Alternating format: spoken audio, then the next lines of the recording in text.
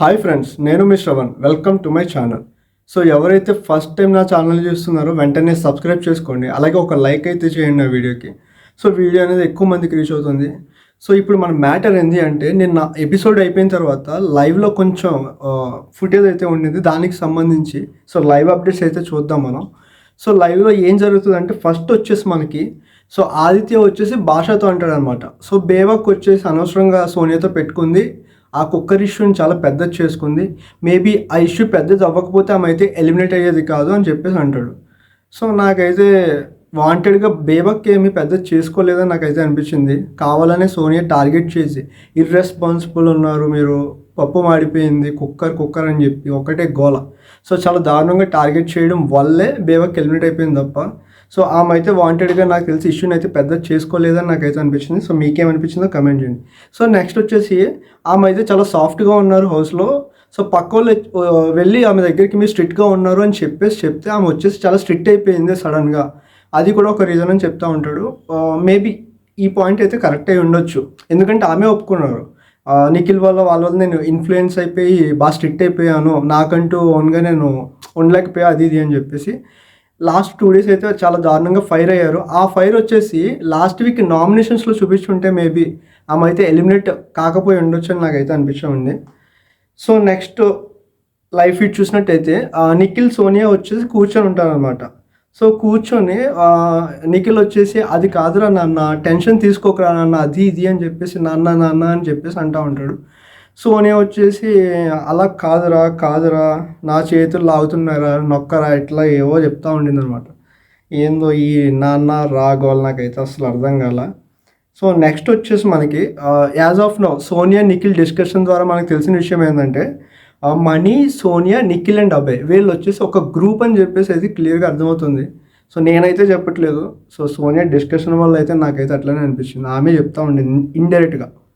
So next వచ్చేసి ఇక్కడ matter Sonia Nikhil డిస్కషన్లో ఇంకో పాయింట్ కూడా వచ్చింది ఏంటంటే, సో ఆల్రెడీ ఈ వీక్ అంతా సోనియా నిఖిల్ అని చెప్పేసి బాగా హైలైట్ అవుతూ ఉంది కాబట్టి మేబీ అది బయటికి ఏమైనా నెగిటివ్గా పోర్ట్రే అవుతుందని చెప్పి నిఖిల్ చాలా తెలివిగా దాన్ని అయితే కట్ చేయడం జరిగింది. ఎట్లా అంటే, సో ఆయన వచ్చేసి అంటాడు, నన్ను దత్తత తీసుకోవచ్చు కదా నీ కొడుకులాగా, నువ్వు నాకు తల్లిలా ఉండొచ్చు కదా, నాకు చాలా బోర్ కొడతా ఉంది అని చెప్పి చాలా క్యాజువల్గా మాట్లాడతాడు అనమాట. సో ఇవన్నీ కూడా నాకు ఎందుకు అన్నాడు అనిపిస్తుంది అంటే, సో మేబీ ఎక్కడో ఒక పాయింట్లో బయటికి మేబీ ఏమైనా నెగిటివ్గా పోర్ట్రే అవుతుందేమో అని చెప్పి ముందే గ్రహించి ఇట్లా మాట్లాడైతే దీన్ని కట్ చేసినట్టయితే నాకైతే అనిపించింది. సో నెక్స్ట్ వచ్చేసి యాజ్ యూజువల్ సోనియా చాలా దారుణంగా బ్యాక్ బిచ్చింగ్ అయితే చేస్తూ ఉండింది అనమాట. నిఖిల్ని ఇన్ఫ్లుయెన్స్ చేస్తుంది అనమాట నిఖిల్ని ఒక రకంగా. ఎట్లా అంటే సోనియా గురించి అండ్ యష్మి గురించి ఫుల్గా ఎక్కిస్తూ ఉండింది అనమాట.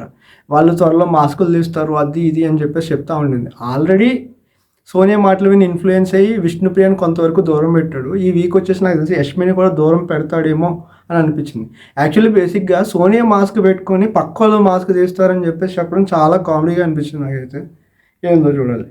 నెక్స్ట్ వచ్చేసి అబ్బాయి పృథ్వీ జాయిన్ అవుతారు అనమాట వీళ్ళ డిస్కషన్స్లో, అట్లా మాట్లాడుకుంటూ ఉంటారు. ఇక్కడ వచ్చేసి పృథ్వీ ఒక టీషర్ట్ వేసుకుంటే సో తను అంటది, ఏంది నువ్వు నా టీషర్ట్ వేసుకున్నావు అని చెప్పేసి. దాని అర్థం ఏంటంటే ఆయన టీషర్ట్ మీద ఏదో లయన్ బొమ్మ ఏదో ఉంటుంది అనమాట.